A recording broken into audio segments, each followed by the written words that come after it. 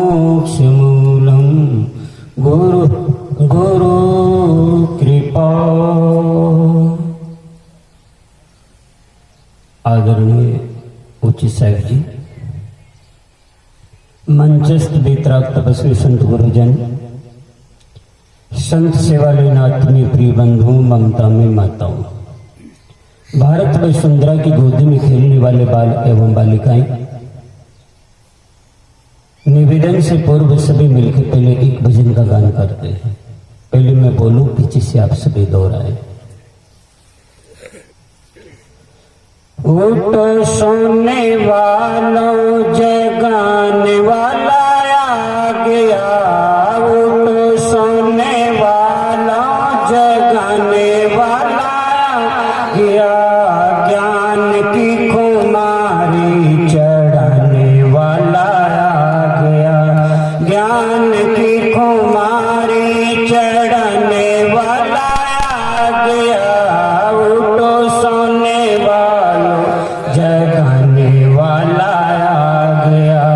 उठो सोने वालों, जगाने वाला आ गया। उठो सोने वालों, जगाने वाला आ गया। ज्ञान की खुमारी चढ़ाने वाला आ गया। ज्ञान की खुमारी चढ़ाने वाला आ गया। धर्म वाले अज्ञानी संसारी जीवों को, धर्म वाले अज्ञानी संसारी जीवों को छुपे हुए राम को बताने वाला आ गया। छुपे हुए राम को बताने वाला आ गया। उठो सोने वाला, जगाने वाला आ गया। उठो सोने वाला, जगाने वाला आ गया। ज्ञान की खुमारी चढ़ाने वाला आ गया। ज्ञान की खुमारी चढ़ाने वाला आ गया। भूले हुए प्राणियों को रास्ता बताने हेतु, भूले हुए प्राणियों को रास्ता बताने हेतु, भूले हुए प्राणियों को रास्ता बताने। सब मिलके गाँव में कंजूसी क्यों करते हो? देखो साध्वी जी गा रहे थे तो सब गवा रहे थे, तो सभी देखो मिलके कंजूसी मत करो। भूले हुए प्राणियों को रास्ता बताने हेतु, भूले हुए प्राणियों को रास्ता बताने हेतु, पारक ज्ञान यज्ञ में घुमाने वाला आ गया। पारक ज्ञान यज्ञ में घुमाने वाला आ गया। उठो सोने वाला, जगाने वाला आ गया। उठो सोने वाला, जगाने वाला आ गया। ज्ञान की खुमारी चढ़ाने वाला आ गया। ज्ञान की खुमारी चढ़ाने वाला आ गया। ज्ञान की छड़ी से अज्ञान दूर करने को, ज्ञान की छड़ी अज्ञान दूर करने को, जीव को स्वयं जगाने वाला आ गया। जीव को स्वयं जगाने वाला आ गया। उठो सोने वाला, जगाने वाला आ गया। उठो सोने वाला, जगाने वाला आ गया। ज्ञान की खुमारी चढ़ाने वाला आ गया। ज्ञान की खुमारी चढ़ाने वाला आ गया। ज्ञान की खुमारी चढ़ाने वाला आ गया। उठो सोने वालों, जगाने वाला आ गया, उठो सोने वालों जगाने वाला आ गया। ज्ञान की खुमारी चढ़ाने वाला आ गया, ज्ञान की खुमारी चढ़ाने वाला आ गया। उठो सोने वालों जगाने वाला आ गया, उठो सोने वालों जगाने वाला आ गया। दया दृष्टि डाल करके जीवों पर सदगुरु जी दया सदगुरु जी दया दृष्टि डाल करके जीवों पर सदगुरु जी दया दृष्टि डाल कर जीवों पर सदगुरु जी 84 का बंधन छुड़ाने वाला आ गया, 84 का बंधन छुड़ाने वाला आ गया। उठो सोने वाला जगाने वाला आ गया, उठो सोने वाला जगाने वाला आ गया। ज्ञान की खुमारी चढ़ाने वाला आ गया, ज्ञान की खुमारी चढ़ाने वाला आ गया। उठिए करिए अर्पण तन मन गुरु जी के चरणों में, उठिए करिए अर्पण तन मन गुरु जी के चरणों में। ज्योत को ज्योति से जगाने वाला आ गया, ज्योत को ज्योति से जगाने वाला आ गया। उठो सोने वाला जगाने वाला आ गया, उठो सोने वाला जगाने वाला आ गया। ज्ञान की खुमारी चढ़ाने वाला आ गया, ज्ञान की खुमारी चढ़ाने वाला आ गया, ज्ञान की खुमारी चढ़ाने वाला आ गया। बोलो सदगुरु दयाल की है।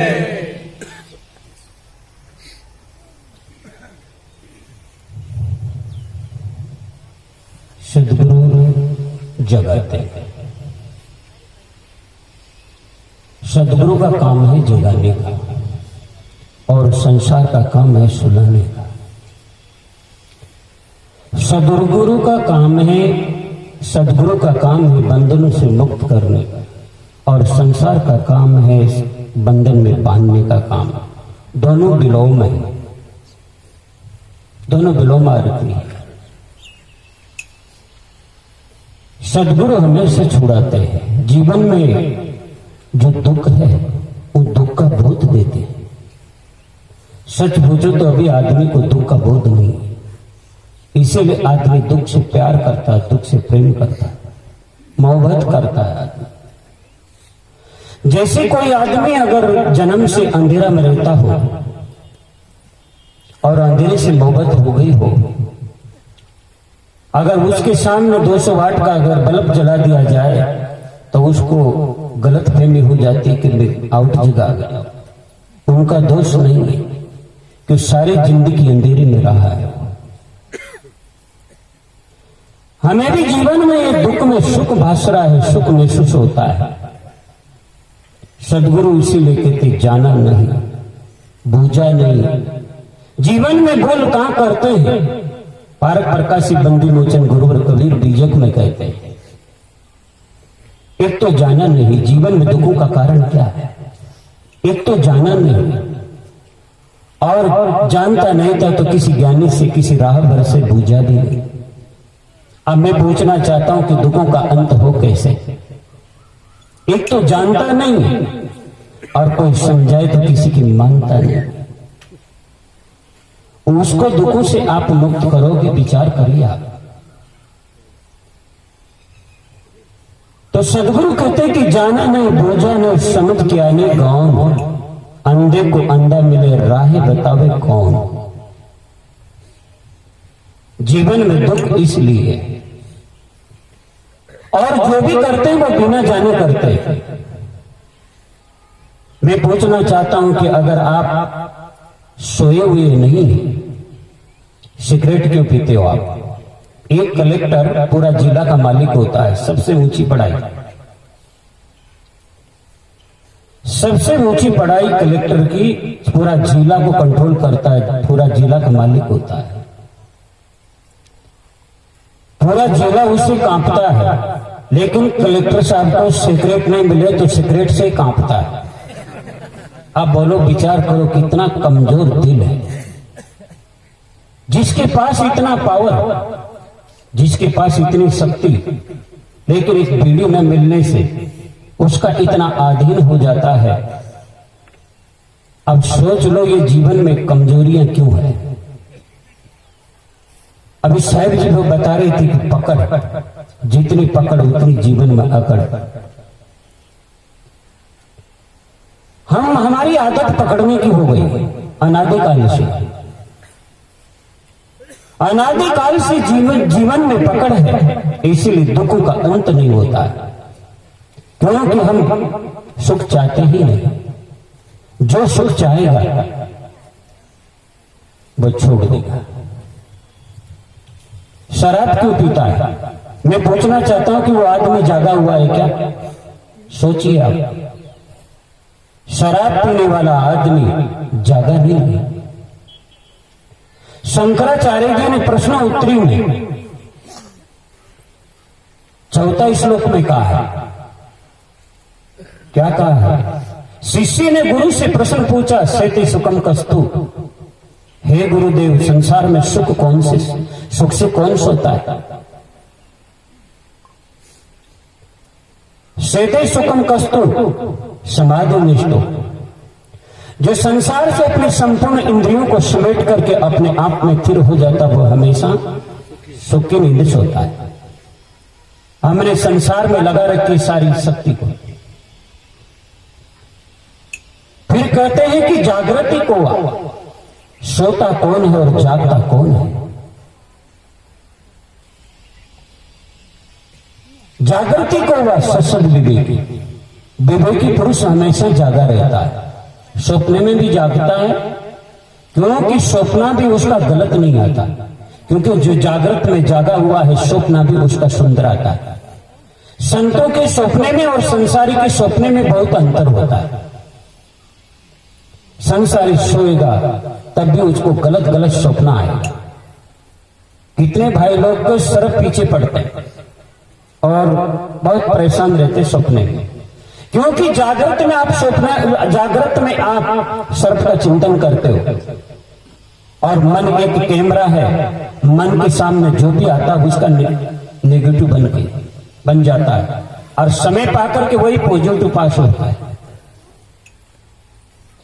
जागृत में जो देखते हो, जो सुनते हो, जो भोगते हो, जो चिंतन करते हो, उसी का स्वप्न तैयार होता है। इसीलिए जागृत में सजग रहो। तो जागृत में जो जागा हुआ है, सजग है, उसका स्वप्न भी गलत नहीं होता। अभी देखो माताओं को ज्यादा स्वप्न किसका आता है, मैं बताऊं आपको, क्योंकि जो जागृत में जिसके प्रति लगा होता है उसी का स्वप्न तैयार होता है। माताओं को ज्यादा स्वप्न चांदी और सोने का आता है,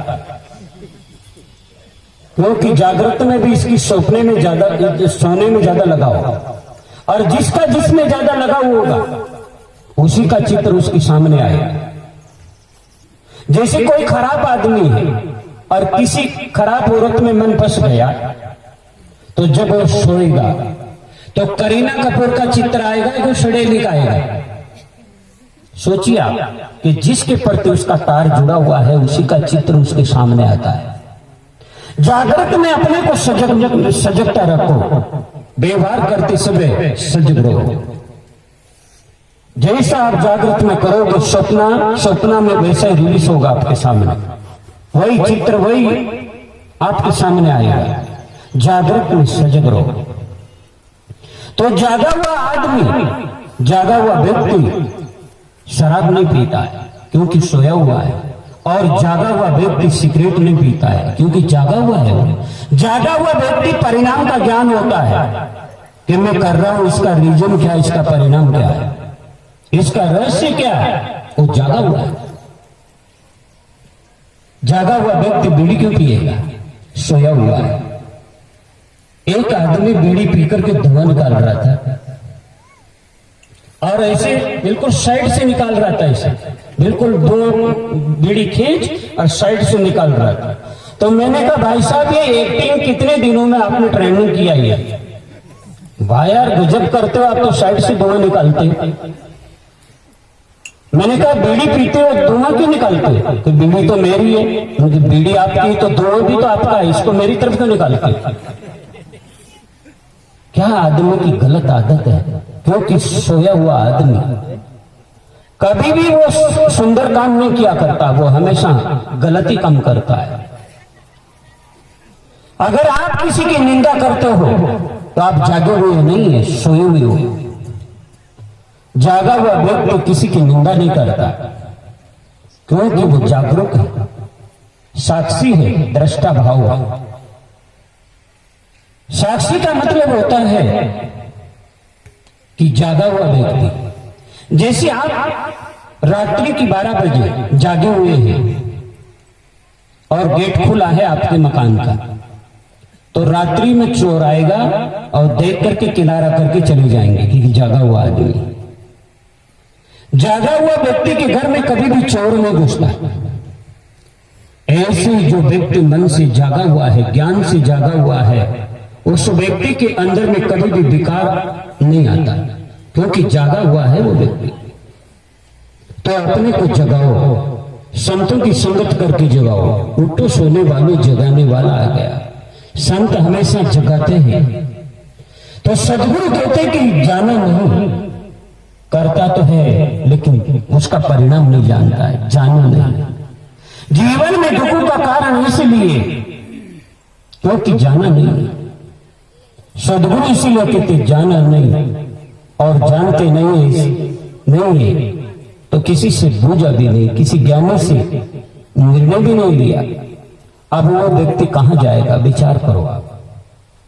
सवेरे से आपके आदमी चल दे और जिसकी कोई मंजिल नहीं, जिसका कोई उद्देश्य नहीं, वो चलेगा बहुत लेकिन पहुंचेगा कहीं भी नहीं, करेगा बहुत लेकिन जीवन में प्राप्त कुछ भी नहीं होगा। व्रत करते रहते हैं जिंदगी भर, गाली नहीं छूटती। अब करते तो है लेकिन जीवन में उपलब्धि कुछ भी नहीं। देखो कार्य वही सुंदर होता है, करने के पश्चात उपलब्धि होना चाहिए। जैसे आपने पानी पिया तो प्यास बुझ गई, करना सार्थक हो गया। आपने भोजन खाया और भूख की निवृत्ति हो गई, आपका भोजन खाना सार्थक हो गया। आपने स्नान किया, आपका आलस्य दूर हो गया, शरीर में तंदुरुस्ती आ गई, तो किया हुआ उसका रिजल्ट आया ना। तो मैं पूछना चाहता हूं कि जीवन भर व्रत किया, रिजल्ट क्या आया? क्योंकि सोया हुआ है, जागा नहीं। रोटी छोड़ने को आदमी व्रत समझता है। वैसे हमारे भारत का नाम आर्यव्रत भी। आर्यव्रत का मतलब रोटी छोड़ना नहीं होता। आर्य का मतलब होता है सदाचार, और व्रत का मतलब होता है संकल्प। सदाचार का संकल्प लेने वाला व्यक्ति सच्चा व्रतधारी होता है। सदाचार का संकल्प लो। अन्न छोड़कर व्रत का है, चाय दूध का नाश मिलाई। अन्न छोड़ दिया, दूध पी रहे हैं, चाय पी रहे हैं, फिर सिंगाड़ों का पाव भर आटा लाया और पाव भर घी डाला और उसमें पलटा चल रहा है थर थर। आप विचार करो, वो व्रत है कि भरत है? भरते चले जा रहे हैं और कहा जाता है कि व्रत। वैसे ऋषि मुनि जो व्रत रहते हैं, ऋषि मुनियों का जो उद्देश्य था वो कुछ और था। हमारे भारत के लोग नकलची ज्यादा है, समझते कम है और करते ज्यादा है। समझो ज्यादा और करो कम तो करना सार्थक होगा। बिना समझे आदमी करता है, जाना नहीं बूझा है। इसीलिए जीवन में जब करने का फल भी उपलब्ध नहीं होता, प्राप्त नहीं होता, करता चला जाता। मौन निकलो नास्ति, मौन हो जाओ, पर मौन कब होना चाहिए भाई? 10-20 दिन मौन रहे ऐसा नहीं, क्योंकि हमारे पास में वाणी और वाणी से ही व्यवहार बनता है। और बताऊं, मैं छोटा क्या उस समय मैं संगीत में भजन गाता था, तो गांव में भजन गाता था तो मुझे राम भैया बोलते थे। तो क्या है कि जब कोई भी किसी के व्रत कुछ हो, कुछ भोजन करो, मुझे जरूर बुलाते थे। 7-8 लोगों की भजन गाने की टीम थी, उसमें गाता, तो मुझे बुलाते थे। तो जिस घर में गए हम, तो उस बहू की ससुर जी तीर्थ जाके आई थी, तो वो क्या संकल्प लेकर के आए कि भोजन खाते समय मैं बोलूंगा नहीं, मौन रखूंगा। तो मेरे को भोजन के लिए उस दिन बुलाया, उसको गिनराज उसका नाम था, उसने बुलाया।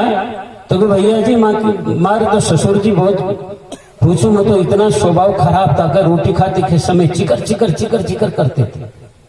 वैसे और बताऊं बात आपको, पुरुषों से मैं ज्यादा निवेदन करना चाहता हूं कि जिस समय भोजन बनकर के थाली में आ जाए तो चिकर मत करना, क्योंकि उस दिन का प्रारब्ध, उस दिन का भाग आपका वही है, और उस भाग का सम्मान करो, चिकर करने की जरूरत नहीं है। उस भोजन का आदर करो, सम्मान करो, उसको प्रेम से खाओ। पर आदत खराब, क्या करे, किसी की आदत ऐसी पड़ जाती पूछो मत। एक आदमी की तो रोज पत्नी को कुछ न कुछ नुक्स निकाल करके पीटने की आदत है। अब एक आया तो कुछ कमी नहीं दिखाई दी, तो पत्नी को रोटी खा के 2 तमाचा मारा। तो मेरे को क्यों मारा, मैंने क्या गलती किया? कि आज तुमने बहुत अच्छा भोजन बनाया इसीलिए चाटा मारा, क्योंकि उसको तो कहीं न कहीं कमी निकालनी। आदत खराब है ना। जैसे शराबी शराब पीने के बिना उसको बेचैन रहता हो, चैन नहीं मिलती, ऐसे ही कोई आदमी जिसे बीड़ी पीने वाले को बीड़ी पी बिना चैन नहीं मिलती, निंदा करने वालों को निंदा किए बिना चैन नहीं मिलती, ये आदत बना रखी है आदमी। यही है जीवन में अंधकार, और वही है जीवन में सोया हुआ व्यक्ति। और दूसरे दिन आया तो फिर भोजन किया और गलती नहीं निकली तो फिर चाटा मार दिया। फिर आज क्यों मारा चाटा? कहो रोज ऐसा ही भोजन बनाना है इसलिए मैंने चाटा मारा।